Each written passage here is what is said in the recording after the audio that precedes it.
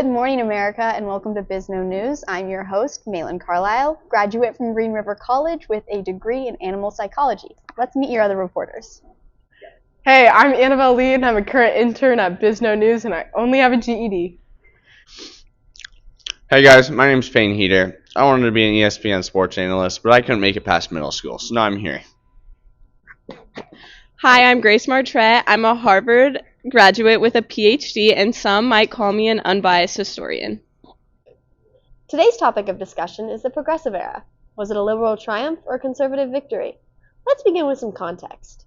This era has been debated to either start in 1890 or 1901, with critics also arguing between the end year being either 1917 or 1920.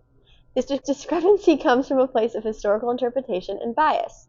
For example, those who claim the era began in 1901 support the claim with President Theodore Roosevelt's social reforms marking the beginning, while those who believe it started in 1890 use the Populist Party rise as evidence. While both are neither wrong nor right, it was clear that the American people were noticing significant changes to society.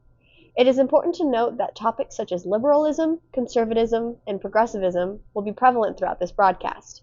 We will hear from our reporters about the social, economic, and political problems and solutions, with a special guest later giving us an analysis of this era's effects and modern-day applications. For right now, let's hear what the people have to say.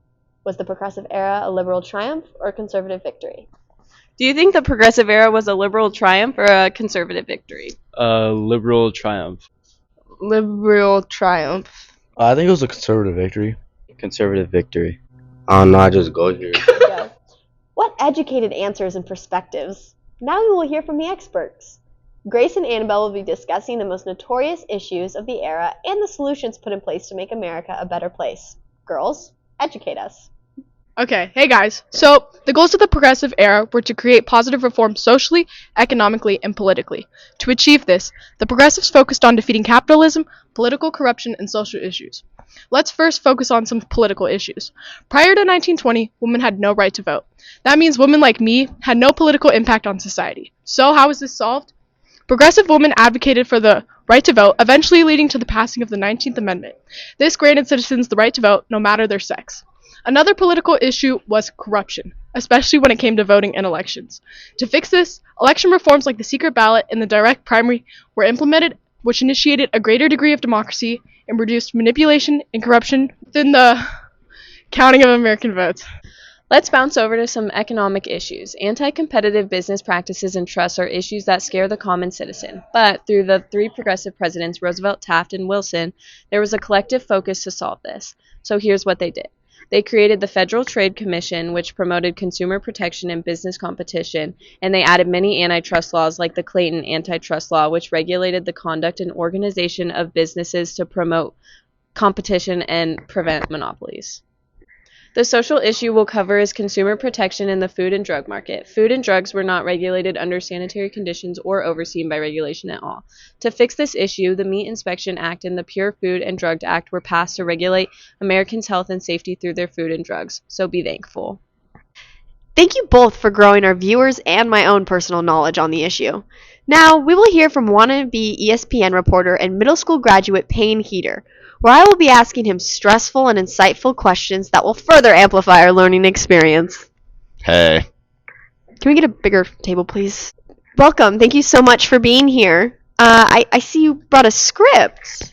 Yeah, I can't really remember all this, so it's not required yet. All right, no worries, but I must ask, was this era a win for the liberals or the conservatives? Yeah, it was a triumph for liberals for sure. What we see in this is a shift of opportunity between the government and the people. Barriers are broken, as Grace described, that led Americans to living a better version of their lives. Women could vote, nationalist equality was enhanced, voices were heard, and the people had an influence. It's important to realize that it was the support of the government and the voices of the people that caused this, further providing that liberalism was an immediate result and positive. Wow, that's quite insightful. Now, how exactly do these solutions, as Grace described, resolve these problems? The solutions granted a legal initiative, which is something that America loves. There were now laws and regulations instead of spoken trusts. The people were beginning to feel a sense of empowerment since what they wanted was becoming true. Therefore, with time and perseverance, the issues began to resolve themselves. However, some issues are still much debated today, such as diverse equality, which was overlooked in the era. Now for the big question. How does this affect us today? I'm so glad you asked. Thank you. First, back then, women were fighting for voting rights. Now everyone is fighting for equality. Equity. Continue. So another example is the Meat Inspection Act. So back then, there were no laws or things put in place to keep us healthy. Nowadays, there are rules and laws to keep our food safe, which keeps us safe and healthy.